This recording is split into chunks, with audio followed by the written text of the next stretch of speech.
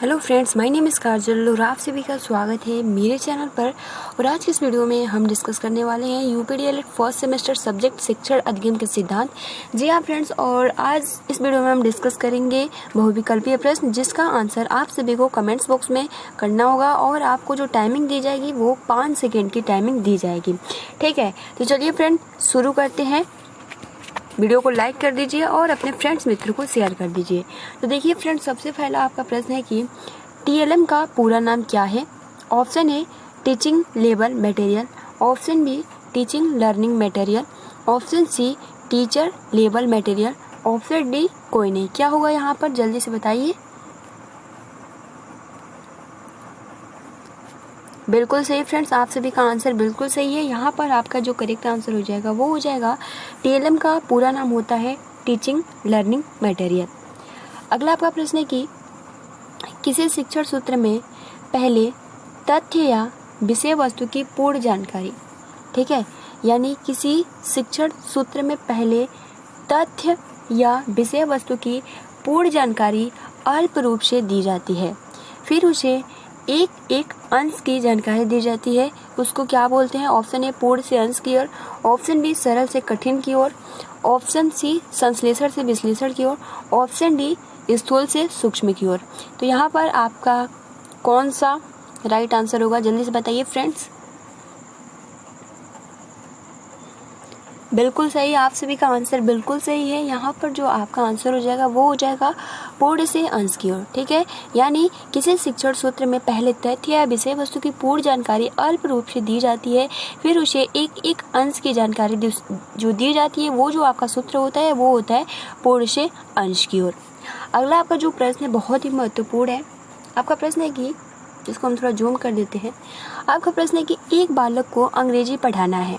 ठीक है, कोई बालक या एक बालक को अंग्रेजी पढ़ाना है, इसके अंतर्गत उसे शब्द बताना है, तो पहले उसे ABCD सिखाना चाहिए। यह किस शिक्षण सूत्र के अंतर्गत आती है। बहुत ही महत्वपूर्ण प्रश्न है। ऑप्शन ए ज्ञान से प्राप्त करने वाली, ऑप्शन बी ज्ञान व्यक्त करने वाली, ऑप्शन सी संश्लेषण से विश्लेषण की ओर, ऑप्शन डी कोई नहीं। क्या होगा यहाँ पर आपका राइट आंसर, जल्दी बोलिए। तो देखिए फ्रेंड्स, बहुत ही आप सभी का आंसर बिल्कुल सही है। यहाँ पर हो जाएगा संश्लेषण से विश्लेषण की ओर। ठीक है, यहाँ पर आपका हो जाएगा संश्लेषण से विश्लेषण की ओर। मतलब कि किसी बालक को अगर अंग्रेजी पढ़ाना है, इसके अंतर्गत उसे शब्द बताना है, तो सबसे पहले हम क्या करेंगे, उस वर्ड्स का मीनिंग यानी लेटर बताएंगे, उसके बाद हम उसको वर्ड के बारे में बताएंगे। तो ये किस शिक्षण सूत्र के अंतर्गत आता है, तो संश्लेषण से विश्लेषण की ओर। अगला आपका प्रश्न है चौथा की गतिविधियों के प्रकार हैं। ऑप्शन ए ज्ञान प्राप्त होने वाली, ऑप्शन बी ज्ञान व्यक्त करने वाली, ऑप्शन सी अनुभव करने वाली, ऑप्शन डी ये सभी। तो गतिविधियों के प्रकार है, जल्दी से बताइए फ्रेंड्स कौन सा होगा यहाँ पे। क्वेश्चन नंबर 4 का आंसर क्या होगा। बिल्कुल सही, आपका आंसर बिल्कुल सही है। क्वेश्चन नंबर डी जिसने कहा है बिल्कुल सही है उनका आंसर। यहाँ पे ये सभी हो जाएगा। जो आपका गतिविधि होता है वो ज्ञान प्राप्त करने वाली, ज्ञान प्राप्त होने वाली, ज्ञान व्यक्त करने वाली और अनुभव करने वाली हो जाता है। अगला आपका प्रश्न है 5 नंबर की, उपचारात्मक शिक्षण किस विषय हेतु आवश्यक है। जो उपचारात्मक शिक्षण होता है वो किस किस विषय हेतु आवश्यक है। भाषा एवं गणित, बालक, दोनों, कोई नहीं। तो उपचारात्मक शिक्षण किस किस विषय हेतु आवश्यक है। क्या पूछा है, विषय। तो आपका यहाँ पे क्या हो जाएगा, option A, option B, option C या फिर इनमें से कोई नहीं। जल्दी से बताइए। तो देखिए फ्रेंड्स, उपचारात्मक शिक्षण किस किस विषय हेतु आवश्यक होती है। तो देखिए फ्रेंड्स, जो उपचारात्मक शिक्षण होता है वैसे तो ज़्यादातर गणित, ठीक है, और भाषा। तो देखिए फ्रेंड्स, आपका जो सीरीज दिया है उसमें ए ऑप्शन दिया है।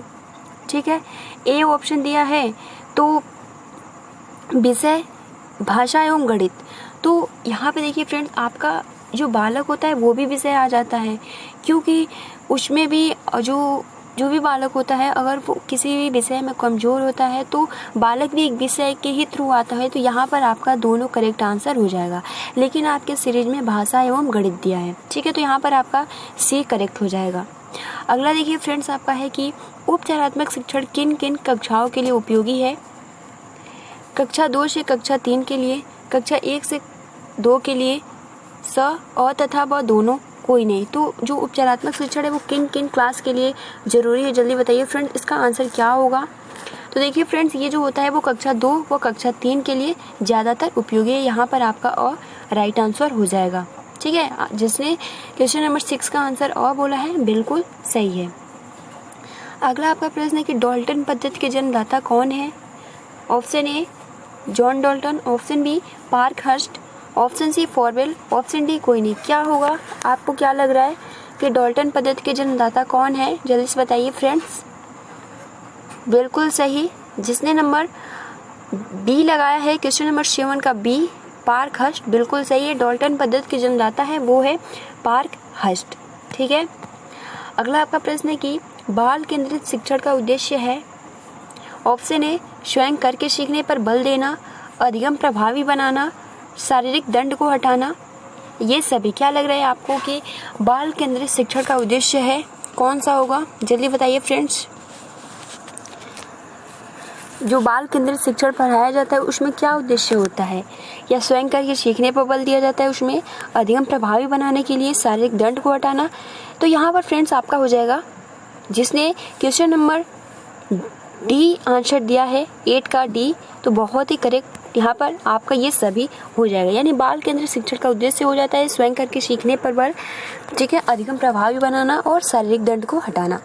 अगला आपका 9वां प्रश्न है कि अधिगम है सीखने की प्रक्रिया, सिखाने की प्रक्रिया, सीखने तथा सिखाने की प्रक्रिया कोई नहीं। क्या लग रहा है आपको, यहाँ पर आपका कौन सा राइट आंसर हो जाएगा, अधिगम क्या है। तो फ्रेंड्स, जिसने क्वेश्चन नंबर 9 का आंसर सी बोला है बिल्कुल सही है। जो अधिगम है वो सीखने तथा सिखाने की प्रक्रिया है। ठीक है, अगला आपका प्रश्न है कि शिक्षण की त्रिमुखी प्रक्रिया के 3 बिंदु हैं। ऑप्शन ए शिक्षक शिक्षार्थी पाठ्यक्रम, ऑप्शन बी शिक्षक पेन विद्यालय, ऑप्शन सी शिक्षार्थी श्यामपट्ट पेन, ऑप्शन डी कोई नहीं। क्या लग रहा है आपको, कौन सा यहाँ आंसर होगा।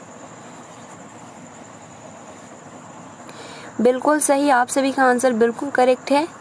ठीक है, क्वेश्चन नंबर 10 का आंसर हो जाएगा, वो हो जाएगा शिक्षण की त्रिमुखी प्रक्रिया के 3 बिंदु है। जैसे कि हमने डिस्कस भी किया था, जब अधिगम का बहुत ही अच्छे से शुरुआत से डिस्कस कर रहे हैं, तो आप इसका आंसर तो हर एक आंसर बहुत ही आसानी से कर सकते हो। यहाँ पर आपका ऑप्शन नंबर अ सही हो जाएगा। अगला आपका प्रश्न है कि शिक्षण सूत्र किसका स्टेटमेंट है कि शिक्षण सूत्र पथ प्रदर्शन करते हैं जिनमें सिद्धांत से व्यवहार सहायता के लिए अपेक्षा की जाती है। तो यहाँ पर आपका कौन सा आंसर होगा, जल्दी से बताइए फ्रेंड्स। कौन सा सही होगा, रेमंड सही होगा, गिलफोर्ड होगा, भाटिया होगा, स्किनर होगा, कौन सा सही होगा, जल्दी से बताइए। तो देखिए फ्रेंड्स, ये गिलफोर्ड का कथन है कि जो शिक्षण सूत्र होता है वो पथ प्रदर्शन करते हैं जिनमें सिद्धांत से व्यवहार सहायता के लिए अपेक्षा की जाती है। तो जिसने 11 नंबर बी आंसर किया बिल्कुल सही है। अगला आपका प्रश्न है कि शिक्षण के सूत्र हैं सरल से कठिन की ओर, ज्ञात से अज्ञात की ओर, स्थूल से सूक्ष्म की ओर। ये सभी क्या लग रहा है आपको, शिक्षण सूत्र इसमें कौन है और कौन नहीं है, बताइए जल्दी।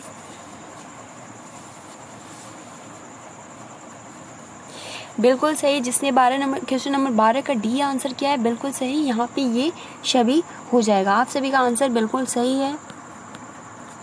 अगला आपका प्रश्न है कि उपचारात्मक शिक्षण के लाभ हैं। तो उपचारात्मक शिक्षण के क्या लाभ हैं। ऑप्शन ए छात्रों को दुर्बलताओं व कठिनाइयों का पता चल जाता है, छात्रों का पथ प्रदर्शन होता है, कठिनाइयों का निराकरण होता है। ये सभी क्या होगा यहाँ पे उपचारात्मक शिक्षण के लाभ हैं, जल्दी से बताइए फ्रेंड्स। यहाँ पर आपका कौन सा करेक्ट आंसर होगा। जिसने 13 का आंसर डी बोला है बिल्कुल करेक्ट है, बहुत बढ़िया। आप सभी की हर एक सब्जेक्ट की बहुत ही अच्छी प्रिपरेशन है। अगला आपका प्रश्न है कि शिक्षण अधिगम के सिद्धांत हैं। ऑप्शन ए करके सीखने का सिद्धांत, ऑप्शन बी प्रेरणा का सिद्धांत, ऑप्शन सी रुचि का सिद्धांत, ऑप्शन डी ये सभी क्या होगा। शिक्षण अधिगम के सिद्धांत है करके सीखने का सिद्धांत, प्रेरणा का सिद्धांत, रुचि के सिद्धांत, क्या होगा, या फिर ऑल ऑफ दीज होगा। बिल्कुल सही, जिसने 14 का आंसर डी बोला है बिल्कुल करेक्ट है। यहाँ पर आपका ये सभी हो जाएगा, करके सीखने, रुचि, प्रेरणा। ठीक, अगला आपका प्रश्न है कि शिक्षण प्रविधियाँ हैं? ऑप्शन ए प्रश्नोत्तर प्रविधि, ऑप्शन बी विवरण प्रविधि, ऑप्शन सी वर्णन प्रविधि, ये सभी। क्या लग रहा है आपको, जल्दी बताइए फ्रेंड्स।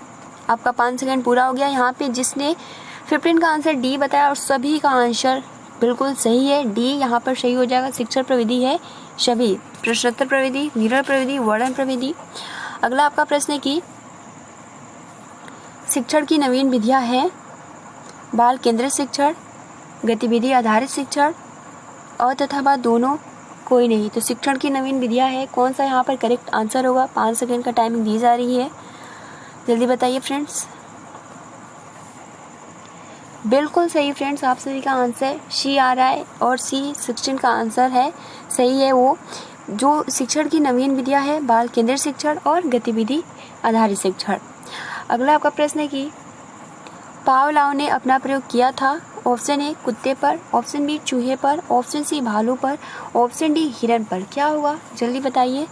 पावलोव ने अपना प्रयोग किस पे किया था? क्या कुत्ते पे किया था, चूहे पे किया था, भालू पे किया था, हिरन पे किया था? और आप सभी का आंसर बिल्कुल सही है।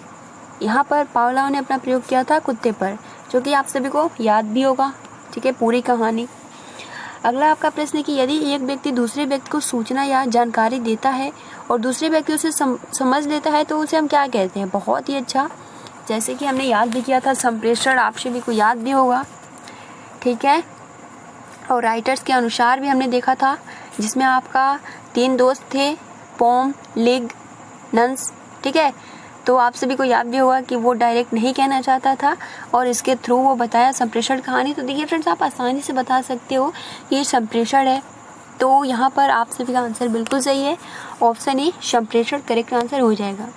अगला आपका प्रश्न है कि किसी शिक्षण सूत्र के माध्यम से वस्तु या संदर्भ की जानकारी सूक्ष्मता की ओर दी जाती है? ऑप्शन ए सरल से कठिन की ओर, पूर्ण से अंश की ओर, संश्लेषण से विश्लेषण की ओर, स्थूल से सूक्ष्म की ओर। क्या होगा यहाँ पर राइट आंसर, जल्दी बताइए फ्रेंड्स। किस शिक्षण सूत्र के माध्यम से वस्तु या संदर्भ की जानकारी सूक्ष्म, बहुत ही सूक्ष्म तरीके से दी जाती है? क्या होगा यहाँ पर, बताइए फ्रेंड्स। जिसका आंसर क्वेश्चन नंबर 19 का डी है, वो बिल्कुल सही है, स्थूल से सूक्ष्म की ओर, ठीक है। अब देखिए अगला आपका प्रश्न है 20 नंबर की, किसका स्टेटमेंट है कि शिक्षण अधिगम हेतु दिया गया उद्दीपन, मार्गदर्शन, दिशा, बोध और प्रोत्साहन है? किसका ये कथन है? बर्टन का, रायबर्न का, वॉटन का, जॉन ड्यूई का? जल्दी बताइए फ्रेंड्स, यहाँ पर कौन सा सही आंसर होगा, किसका सही, कौन ये स्टेटमेंट दिया है, जल्दी बताइए। तो फ्रेंड्स, इसका जो आंसर, जिसने भी 20 का आंसर और बोला है यानी ए बोला है, वो बिल्कुल सही है। जो बर्टन है, इन्होंने ये स्टेटमेंट दिया है कि शिक्षण अधिगम हेतु दिया गया उद्दीपन, मार्गदर्शन, दिशा, बोध, प्रोत्साहन है, ठीक है। ये बर्टन का स्टेटमेंट है। अगला आपका 21 प्रश्न है कि यहाँ से स्टेटमेंट ही है कि शिक्षण एक ऐसी प्रक्रिया है जो बच्चों की, ठीक है, बच्चों की समस्त शक्तियों को विकसित करने में सहायता करती है। किसका कथन है? रायबर्न का, जॉन ड्यूई का, हर्बर्ट का, कोई नहीं। कौन सा यहाँ पर करेक्ट आंसर होगा? शिक्षण कैसी प्रक्रिया है जो बच्चों की समस्त शक्तियों को विकसित करने में सहायता करती है, ठीक है। तो यहाँ पर आपका आंसर क्या होगा, जल्दी बताइए। बिल्कुल सही, जिसने आंसर 21 का ए बोला है, रायबर्न, बिल्कुल सही है, ठीक है। अगला आपका प्रश्न है कि किसका कथन है कि शिक्षण कौशल एक विशेष अनुदेशन क्रिया है जिसका प्रयोग अध्यापक अपनी कक्षा में करता है? गेज का, रायबर्न का, बर्टन का, जॉन ड्यूई का? जल्दी बताइए फ्रेंड्स। अभी जस्ट हमने बर्टन का देखा, रायबर्न का देखा, अभी ये गेज का हो जाएगा। जिसने नंबर 22 का आंसर ये बोला, बिल्कुल सही है कि शिक्षण कौशल एक विशेष अनुदेशन क्रिया है जिसका प्रयोग अध्यापक अपनी कक्षा में करता है। तो 22 का आंसर अ हो जाएगा। 23 आपका प्रश्न है कि यह किसका कथन है कि यह संबंध शिक्षण व्यवहारों का वह स्वरूप होता है जो कथा की विशिष्ट अंतः प्रक्रिया परिस्थितियों को उत्पन्न करता है, जो शैक्षिक उद्देश्यों को प्राप्त करने में सहायक होते हैं और छात्रों को सीखने में सुगमता प्रदान करते हैं? क्या होगा यहाँ पर, आप सभी का आंसर जल्दी बताइए। एक बार और रिपीट कर देती हूँ कि यह संबंध शिक्षण व्यवहारों का वह स्वरूप है जो कथा की विशिष्ट अंतः प्रक्रिया परिस्थितियों को उत्पन्न करता है जो शैक्षिक उद्देश्य को प्राप्त करने में सहायक होता है और छात्रों को सीखने में सुगमता प्रदान करता है। Option A doctor McIntyre, White, Aristo, Gage, कोई नहीं। क्या होगा आंसर, जल्दी बताइए। तो देखिए फ्रेंड्स, यहाँ पर आपका हो जाएगा डॉक्टर मैकेंटियर तथा व्हाइट। ठीक है, यहाँ पर जिसने भी बोला यहाँ पर करेक्ट आंसर है। अगला आपका प्रश्न है कि किसका कथन है कि शिक्षण अधिगम परिस्थितियों को विचारहीनता से विचार पूर्णता तक चलाने वाली संक्रिया है। बहुत ही महत्वपूर्ण स्टेटमेंट है कि शिक्षण अधिगम जो है वो परिस्थितियों को विचारहीनता से विचार पूर्णता तक चलाने वाली संक्रिया है। ऑप्शन ए विक्स का, ऑप्शन बी रायबर्न का, ऑप्शन सी अरिस्टो का, ऑप्शन डी जॉन ड्यूवी का। क्या लग रहा है आपको, कौन सा होगा यहाँ पे सही आंसर? तो देखिए फ्रेंड्स, जिसने 24 का आंसर ये बताया है बिल्कुल सही है, विक्स का। ठीक है, अगला आपका 25 क्वेश्चन है कि बच्चों में कल्पना शक्ति का विकास किया जा सकता है प्रश्नोत्तर द्वारा, कहानी द्वारा, व्याख्या द्वारा, समूह कार्य द्वारा। क्या होगा यहाँ पर राइट आंसर? तो देखिए फ्रेंड्स, आप सभी का आंसर बिल्कुल सही है कि बच्चों में कल्पना शक्ति का विकास किया जाता है कहानी द्वारा, बिल्कुल सही। प्रश्नोत्तर विधि के जनक कौन है, आप सभी को कमेंट्स बॉक्स में कमेंट्स करके बताना है। ठीक है, अगला है आपका कि पर्यटन के प्रकार है संक्षिप्त या लघु पर्यटन, सामान्य पर्यटन, विस्तृत क्षेत्रीय पर्यटन। ये सभी कौन सा यहाँ पर आपका करेक्ट आंसर होगा कि पर्यटन के प्रकार हैं कौन कौन सा? क्या ए, बी, सी, डी कौन सा होगा? क्या ऑल ऑफ दीज होगा या होगा सामान्य पर्यटन, विस्तृत? कौन सा सही है? बिल्कुल सही फ्रेंड्स, आप सभी का क्वेश्चन बिल्कुल जो आंसर है बिल्कुल सही है कि 26 का जो आंसर हो जाएगा वो हो जाएगा ये सभी। लास्ट आज का प्रश्न है कि खेल विधि पर आधारित शिक्षण पद्धतियाँ हैं किंडरगार्टन पद्धति, डाल्टन पद्धति, मॉन्टेसरी पद्धति। ये सभी कौन सा सही होगा? देखिए फ्रेंड्स, खेल पर आधारित है वो, ये सभी करेक्ट आंसर हो जाएगा। तो फ्रेंड्स, आज के इस वीडियो में हमने सीरीज से 27 प्रश्न डिस्कस किए। ठीक है, क्योंकि आपके एग्जाम में इसी सीरीज से ये प्रश्न पूछे जाते हैं, तो इसलिए क्योंकि ये 2015 प्रीवियस ईयर के पूछे हुए प्रश्न थे। ठीक है, जो कि आपके एग्जाम में इससे रिलेटेड ही प्रश्न पूछे जाएंगे। तो फ्रेंड्स, आप सभी को इस मॉक टेस्ट से बहुत ही हेल्प मिला होगा और आपको इससे पता चला होगा कि जो आपका तैयारी है वो प्रिपरेशन है किस तरीके से हो रही है। ठीक है, तो फिलहाल आज के लिए इतना ही। वीडियो को लाइक कर दीजिए, अपने फ्रेंड्स मित्रों को शेयर कर दीजिए। तब तक सभी को मेरी तरफ से शुभ रात्रि, good night, have a sweet dreams.